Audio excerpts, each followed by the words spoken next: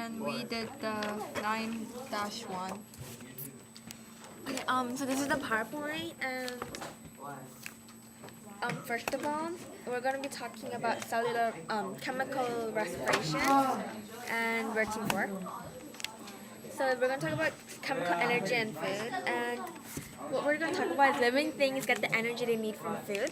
For example, this squirrel, it's the dandelion, and in the dandelion there's plant cells, and in the squirrel there's animal cells, and in the plant cell there's a mitochondrion, and inside the mitochondrion it's where all the energy transformation happens. And yeah, this is how it starts. So both final stages of cellular respiration in the mitochondria. And a calorie is the amount of energy needed to raise the temperature of 1 gram of water 1 degree Celsius. And don't get this confused with the calorie, because that's a kilocalorie or 1,000 calories. Okay. Cellular respiration. Cellular respiration is there's 3 stages. The first is glycolysis, the Krebs cycle, and the electron transport chain. And what it does is capture some of the chemical energy available in food molecules and use it to produce ATP. Cellular respiration is a process that releases energy by breaking down glucose and other food molecules in the process of oxygen. And this is the formula, but what it basically means is oxygen plus glucose makes carbon dioxide plus water plus energy.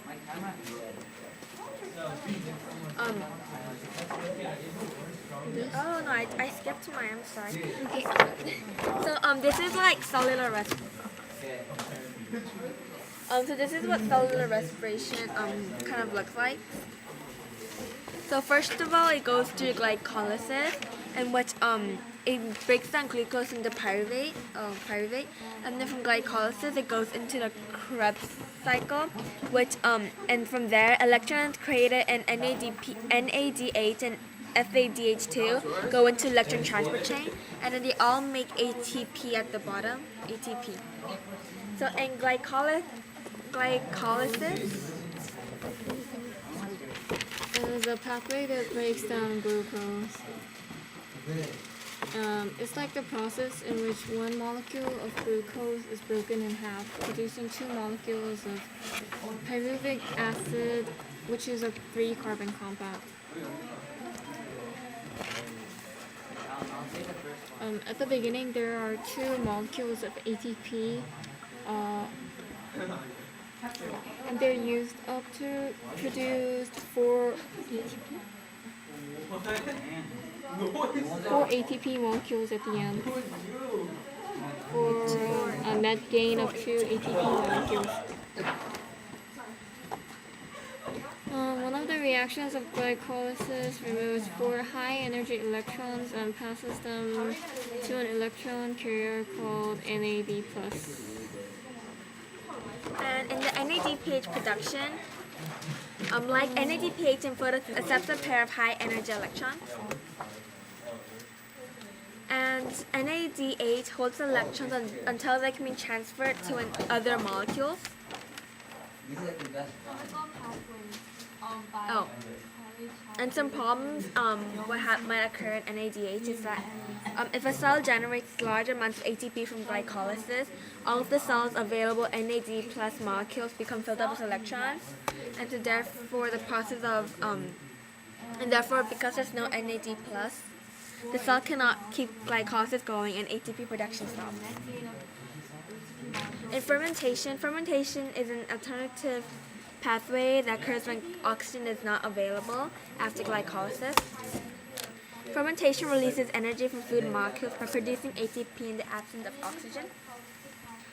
Cells convert NADH to NAD+ by passing high electrons back to pyruvic acid and so allowing glycolysis to continue by producing a steady flow of ATP. Fermentation does not require energy, and so it's sometimes called anaerobic. Now, there's 2 types of fermentation. The first one is alcoholic fermentation. The second one is lactic acid fermentation. And in alcoholic fermentation, yeast and a few other organisms use alcoholic fermentation, forming ethyl alcohol and carbon dioxide as waste. Pyruvate plus NADH equals alcoholic plus CO2 plus NAD plus. It produces alcoholic fermentation in bread is when yeast in the dough runs out of oxygen, it begins to ferment, giving up bubbles of carbon dioxide that form the air and spaces you see in slices of bread. And the small amounts of alcohol produced in dough evaporate. Example, in this, what happens is that sugar goes in, and then CO2 goes out as a waste product, and alcohol also gets evaporated. Lactic acid fermentation. Lactic acid fermentation converts glucose into lactic acid. Lactic acid fermentation converts glucose into lactic acid. In many cells, the pyruvic acid that accumulates because of glycolysis can be converted to lactic acid. And this process regenerates NAD+ so that glycolysis can continue. Pyruvic acid plus NADH equals lactic acid plus NAD. Lactic acid is produced in your muscles during rapid exercise when the body cannot support enough oxygen to the tissues. During hard exercise and when the body muscles are out of oxygen, the muscles produce ATP by lactic acid fermentation. Lactic acid, unicellular organisms also produce lactic acid as a waste product during fermentation. And prokaryotes are used in cheese, yogurt, and buttermilk and sour cream. But most importantly, it's also used in kimchi, pickles, sauerkraut. Yeah. And here's a little quiz. So, where do living things get the energy from? Food. What is cellular respiration? Cellular respiration is a process that releases energy by breaking down glucose and other food molecules in the process of oxygen. What happens during the process of glycolysis? One molecule of glucose is broken in half, producing 2 molecules of pyruvic acid and 3 carbon compounds. What are the 2 main types of fermentation and when are they used? It's alcoholic fermentation and lactic acid fermentation, and they're used when there's no oxygen. And that's the end, and There's a YouTube.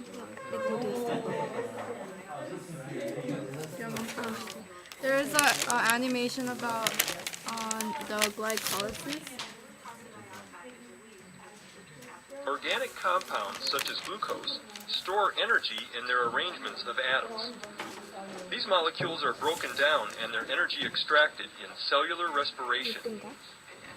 The first stage of cellular respiration occurs in the cytosol, while the second and third stages occur in mitochondria.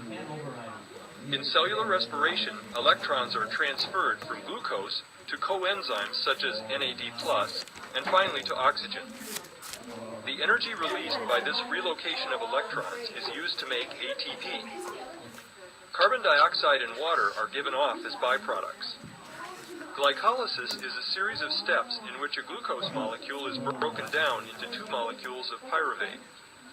As the chemical bonds in glucose are broken, electrons and hydrogen ions are picked up by NAD+, forming NADH.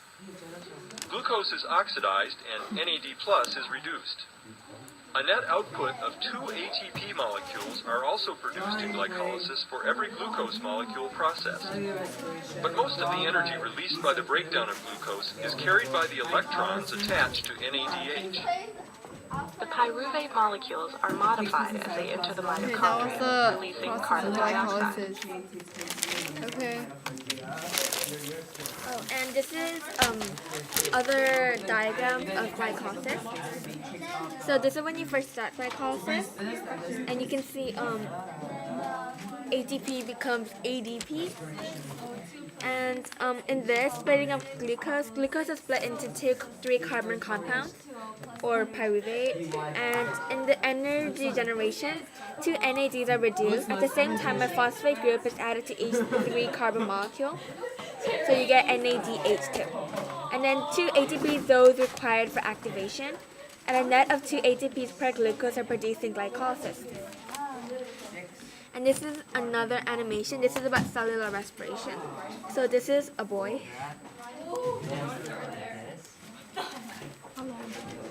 I didn't watch it before. So I think the boy ate chocolate and it's being digested Into glucose. Yeah. And the food becomes digested through this glycolysis thing, and you can see that 4 ATPs came and went, and the 2 carbons become.